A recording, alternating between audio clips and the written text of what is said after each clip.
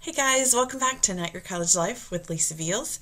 I'm your host, Lisa Beals. I am that Midwestern mom slash college administrator who did the college thing myself, put a couple of my kids through school, and realized, y'all, it's not easy. We at the university do not make it easy, and we don't take a class to make it hard. I don't know, it just works out that way.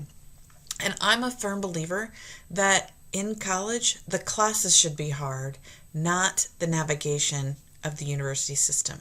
So my goal is to be here to help you, mom, bridge that gap for your student and the university so that you can just focus on raising a productive, self-sufficient adult so that you can move on into empty nester syndrome that you so deserve.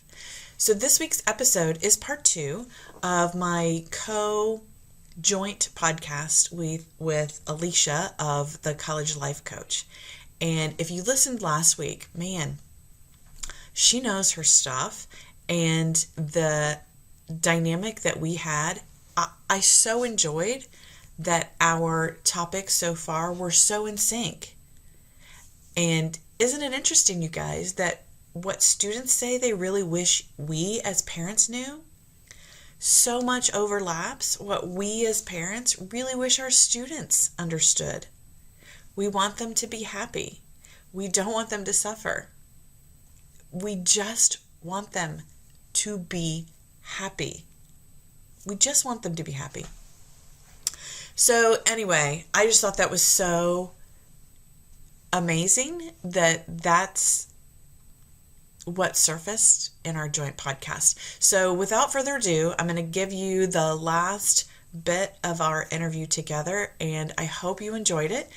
Next, maybe, I don't know, but yes. Mm-hmm. Do that. Yes, you do not need my permission. You do not need my money. There are resources, especially if you're in college. There are resources that are there to help you with whatever mental health struggle you're going through. And it doesn't have to be, like Alicia said, it doesn't have to be, I'm suicidal. It could be anywhere in between where it's affecting how you're looking at life from day to day. Mm-hmm. Yeah. Oh, so good. Good one. Okay. Number 3, what do you got? Okay. I am going to talk about decision making and what that looks like. So I think your child wants you to make that decision for them. However, that's like on the surface. They want that because they don't want to really think about it, because if they don't have to make that decision, number one, it's a lot easier because they don't have to weigh this or that or whatever. And then the other piece is that they don't disappoint you, and they're going along with it. And if it's wrong, it's your fault. It's not. Exactly. It's ownership. And so what they really want is for you to help them make the decision without telling them what to do. So I think about this with deciding to maybe not go back to college for a semester. Hey, I need to take care of my mental health. I want to go work for 6 months. I want to do this really cool internship that, I have to be completely away from college. It's not going to earn me college credit. Oh my gosh, I'm taking time away off from college. But that's actually a really amazing opportunity potentially, right? Mm-hmm. For your student. So, okay, instead of saying, well, that's a horrible idea, or like, that's a great idea. It's like, okay, well, what do you need to make this decision? And asking those questions and being curious, like, how might this help you in the future? How might this hurt you in the future? What is drawing you to this decision? Like those types of things. And you can kind of notice in your child, I really feel like, especially as a parent, you notice the energy in your child of like, yes, this is so amazing, exciting. You haven't seen them this excited in so long about something. They're curious. They're just so drawn to this. And as you hear them talk, again, going back to listening, as you're listening to them really talk, really paying attention to that energy and why they are being drawn to this opportunity or this thing that doesn't really align with what you thought. So anytime you're kind of noticing that you're kind of like, oh, like, I don't think that's a good idea. Right? Because I feel like we all have that. Yeah. Yes. interrogating that with your child of like, tell me more about this. I want to learn more, and not like a, tell me more about this, like really trying to be more engaged and curious, because you don't want them to be defensive, because then it's going to be really hard for you to help them make that decision. But, you can offer advice, you can offer other things to consider, but then like allowing them to make that decision and letting them know that you're going to support them. Again, as long as they're not going to like hurt themselves, or somebody else, but Right. I think that decision-making process, not the decision in and of itself. I think you gave a lot of good nuggets in there, and I don't even know if you recognize this, Alicia, but a lot of what you said that I think parents really need to hear is asking questions.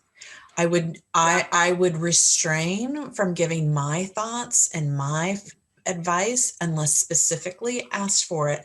But I think the more questions you ask forces your student to really look inside to understand, okay, why do I want this? What is good about it? What is bad about it?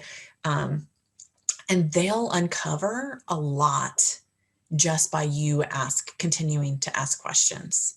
And again, I think that changes that parent-child dynamic a little bit, and it further shifts you from, I'm going to tell you what to do because I know best, to, I don't want to say peer-to-peer, because you're never going to be peers with your parent, but it will shift that relationship more adult to adult, right? You are going to garner more respect from your parent in how you choose to engage them in these questions that they ask. And I know some kids are going to be like, oh my God, my mom's asking me questions. She's so nosy, right? When they come home from school, you want to know all the things. So who are your friends and what are you guys doing? And it just can be exhausting from a child to have a parent who's just so interested in everything. So parents, a little restraint. Read your audience. If you're getting the eye roll, maybe that's not the time to have the conversation. So maybe you schedule time when they're in a better frame of mind. But I think that was really, really good piece of advice. So this is funny. You want to hear the other one I wanted to share? And I asked so many parents this. It was, when will my student realize that I'm almost always right? And again, this is probably for the middle 60%, right? There's 20% on each extreme, but the middle 60%, I'm here to tell you, my mom is almost always right, you guys. And I remember at that point growing up where I would be living through something and I would hear my mom's words like, he's no good for you, or they're going to get you in trouble. And I'm like, oh my God, she was right. How? And so I will time to time say that to my daughters, and I will have my daughters come back and say, I know you told me this was going to happen. But yes, so tongue in cheek, parents, kids, your moms are almost always right. But I think the lesson for us moms is you don't have to tell them every time. You can let them come to that realization just by using that tactic that Alicia described with asking questions. Just ask questions because they're your child that you raised. So trust in the job that you did, that they're going to find the right answer, and the right answer that's right for them, not necessarily what you would like to see them do. Yeah. And this goes along a lot with research around coaching and research around decision-making and specifically about you. If you come up with an idea yourself, or you think that you come up with an idea yourself, you are more likely to follow through on that thing. Yes. And so that is why, we want you to ask more questions too, right? As from a student perspective, is like, yeah.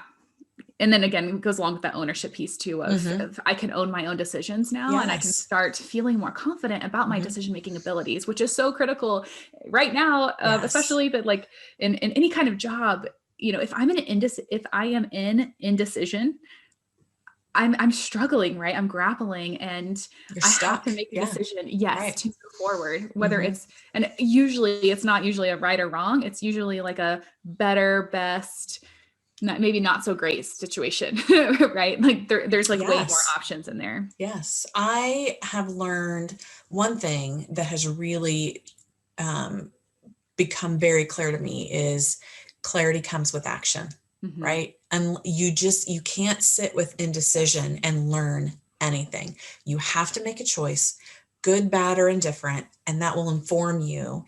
And then it's not letting yourself beat yourself up if it didn't turn out like you wanted it to. Okay, that's information. Let's try something else next time. So, Mm-hmm. yes, clarity comes from action.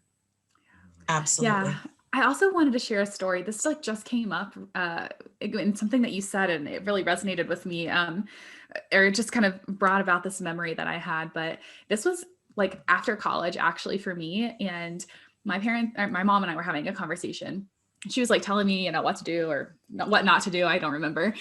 Like, well, that doesn't sound like a great idea or whatever it is, and I had to tell my mom, and this was so powerful for me. And I think it just brought about our relationship in such a strong way. I would be curious to now hear her perspective. But I told her, I said, Mom, I really value your advice. I really value your, I don't think I said wisdom, but I think it is wisdom. I think I Mhm. just said your perspective, like what you have to say. And I always want you to give that to me because I do welcome that personally. Mhm. So I had that conversation. I said, I always want you to give me your thoughts on my decisions. Great. But I'm at a place where I value your thoughts so much, which is why I'm asking for them. And sometimes I'm going to go along with that. And sometimes I'm not, but I'm going to do it intentionally, not because of you, but because of what I think is best for me. And that powerful conversation, what was so powerful for me, because I was like, holy crap, I'm able to differentiate now what I think is best for me, despite what my mother thinks is best, right? Which is so powerful. And again, she has a lot of wisdom and she has no idea what my experiences are because our worlds are so different right now. Mhm. But I still super value her experience, her expertise, and Mhm. who she is because of her values. And I told her, trust how you raised me. Like Yes. you Yes. raised me well. And I tell her Mhm. that I'm like, you raised me so well. Like, see how good I am. Or how like not good, but yeah, Yes. how No, that's so successful I true. am. Yes. So trust that I am going to think through my decisions before I take action, and do the best that I can, and that kind of thing. Anyway, so I That was just great. That was it great. was so powerful for me as a child to say that Mhm. to a parent, which I'm not sure I would recommend always, but if you have that relationship to kind of have that conversation of what does that look like, what kind of advice do you want or need in different situations. I think it was great though that you said you were making your decision not in spite of, but it was intentional. Now, I will tell you, because you're a first gen, Mm-hmm. I'm also a first gen. I had a similar conversation with my mother, who she was being incredibly vulnerable. And we did this on the phone, which I would not recommend. We should have done it face to face, but she's a crier and I have inherited to some degree. I've gotten a little bit better with that. But when I get really emotional, the tears just come. And if I'm mad, it just makes me even madder. Um, but she and I were having this conversation about something completely unrelated. And in a moment that she is not normally this vulnerable, she shared that because I have my credential, right? I finished college, that I make her feel stupid. Mm-hmm. She didn't go to college. She didn't have that opportunity. She was in that generation, women stayed at home. She was lucky she married a man that actually encouraged her to do whatever made her happy and get a job out of the home. Her mother was not that fortunate. My grandmother had to stay at home. She had to prepare the meals, raise the kids. She could never wear a dress, or she could never wear pants. And it was, you're under my thumb. And when she shared that with me, in the moment, I thought, well, she's just being flippant. And then I thought, no, she genuinely means that. And I probably could have said it in a more compassionate way, but I had to respond to her and say, I am sorry you feel that way. Just because I have a college degree doesn't mean I'm smarter than you. You raised a very headstrong, independent woman. This is the effect of that. and that's because of you. So Right. if you weren't the person that you are, I wouldn't be who I am today.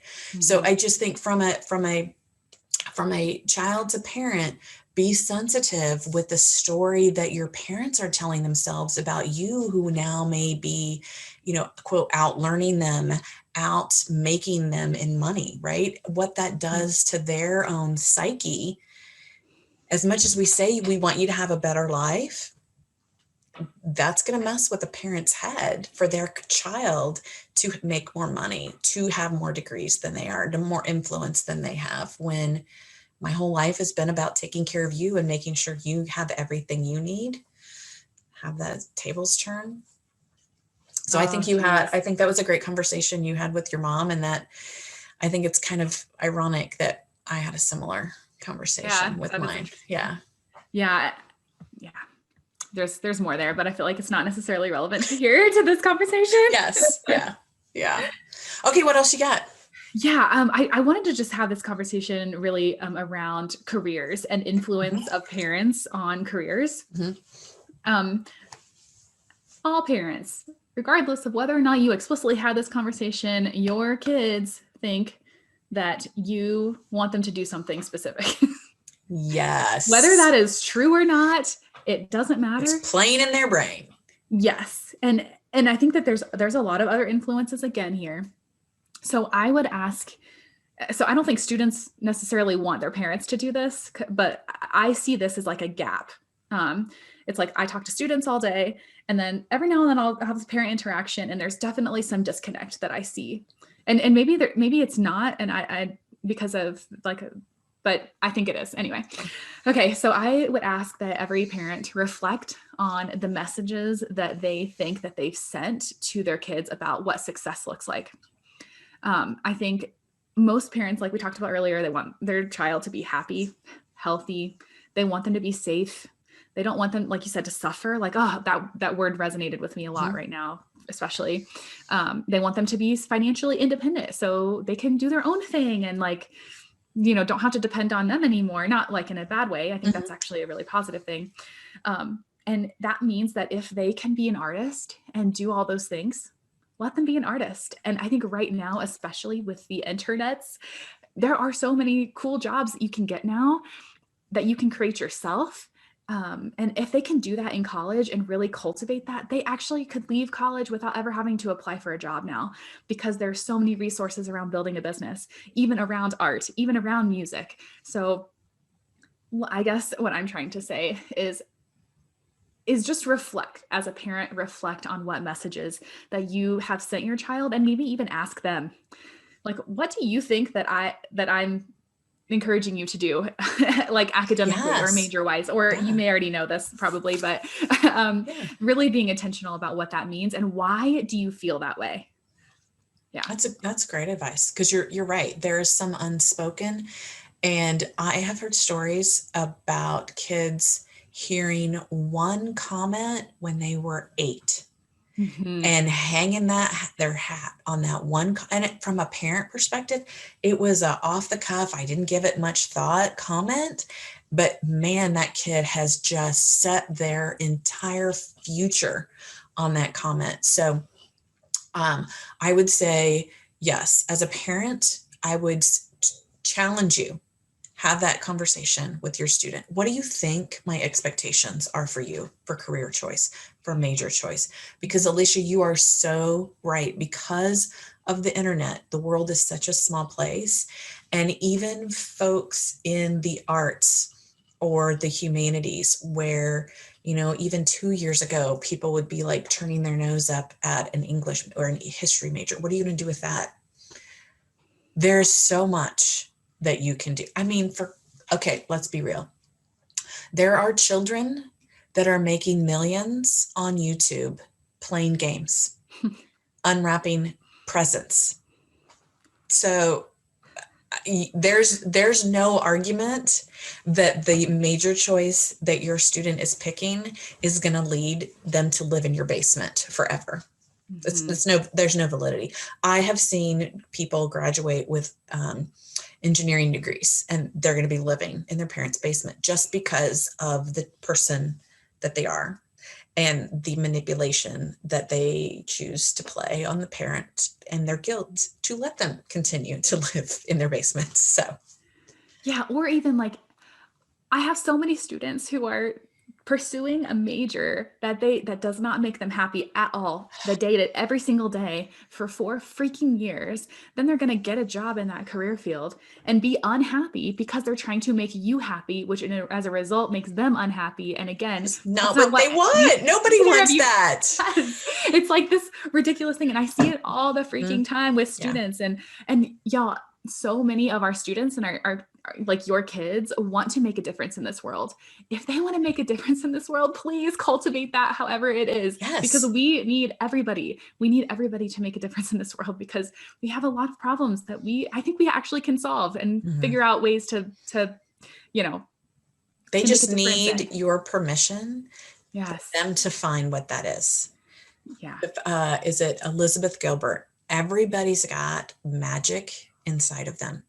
It's allowing them to tap into that and giving them permission, not just permission, but letting them know it's their responsibility to share that magic with the world. Responsibility to share that with the world. And if you as a parent are listening and this is resonating with you because this is the life that you lived, you chose the major that your parents chose.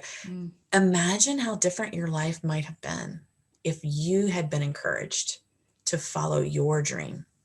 Don't you want that for your, yes. Oh, absolutely. Like, come on, you can still change it. It's not too late. Yes. It's never too late. And how inspiring would that be for your child if you changed careers intentionally because you wanted to make a bigger difference, because you wanted to start this foundation or whatever it is. Like, oh my gosh, that's so inspiring to me. And I'm not even your kid. So go for it. Go for it. There was something else here though around, it's around question, going back, looping back to the questions. I think, if somebody wants to major in history, let's say, instead of asking the question, what are you going to do with that? Ask the same question, but differently. What are you going to do with that? See how different. It's a completely different question now. Yes. And I think there's so much judgment in that first question versus in the second question, it's that curiosity piece. And like, how much different can you experience the world if you live in that lens? And there are so many opportunities on college. This is part of my message. I feel like I have to share it. There are so many amazing opportunities on your college campus as a student that you can take advantage of. And so as a parent, from a parent lens, it's like, how can you cultivate and excite students and help them match the energy of their excitement around history or English or some random major that doesn't feel like it's going to help you be successful or whatever it is? Like, how can you ask, like, oh, what are some cool things that you could do on campus that would help you figure out what you want to do around history? And just asking those questions, because there are so many cool things that you can do even around history. Like, it's so wild. So just encourage your child to do those things. And if your child says, I don't know, then the next question is, well, how can you find out? Because that's one thing I know. Alicia and I talked. There are so many untapped resources on every college campus. Just because we all live in our little lanes, we don't know that we need something else. I know for me personally, I had a child with a disability, and I never realized the benefit of ramps until I'm pushing a wheelchair around. I never realized the ease that those disabled buttons for doors were until I had a 3-year-old in one hand and wheelchair in the other and a backpack, and the freaking door wouldn't open because the button was broken. And so, my child he earned his wings several years ago, but when I go to different places, I'll push that button And I'll go, and people will be like, well, you're not disabled. No, I'm not disabled. But if that button doesn't work, I'm going to go tell someone in charge that that's a problem, because I don't want that mom that needs 8 arms to struggle getting through that door. And so until it's affecting you personally, you don't know, you don't pay attention to those things. So, just encourage, ask the questions. If they don't know the answer, they can figure it out. Just ask them, how are you going to figure it out? Yeah, that is so true. One thing that I think every student is right now is resourceful. Mm-hmm. Yeah. Like, they know how to Google like so much. There is nothing you can't learn on the internet. But you just gotta, then you gotta assess what's the right way. What way can I make it work? Yeah. So yes. Mm-hmm. Yes. Great points. Awesome. Great points. We're going to have to do this again, I think. I think there's so many more topics we could get into with this, but this was great fun. This was great fun. You so much. I cannot wait. I cannot wait to share this with my people. So excited. Okay, so if you guys don't already know, go check Alicia out. The College Life Podcast. The College Life Podcast. That felt good. College Life Podcast. So give it a listen. Share some episodes with your student. They may find it helpful as well. And if you're a friend of Alicia's and you have a parent that you think could benefit from some information, you can share my podcast with them as well. I would really appreciate it. Love it. All right, you guys. Awesome. Take care. We'll see you again soon. Thank you so much. Okay. Well, there you go, you guys. What'd you think? I hope you enjoyed it. I totally plan on bringing Alicia back and doing a follow-up episode. Do me a favor. If you haven't already, please go to iTunes and give me a review.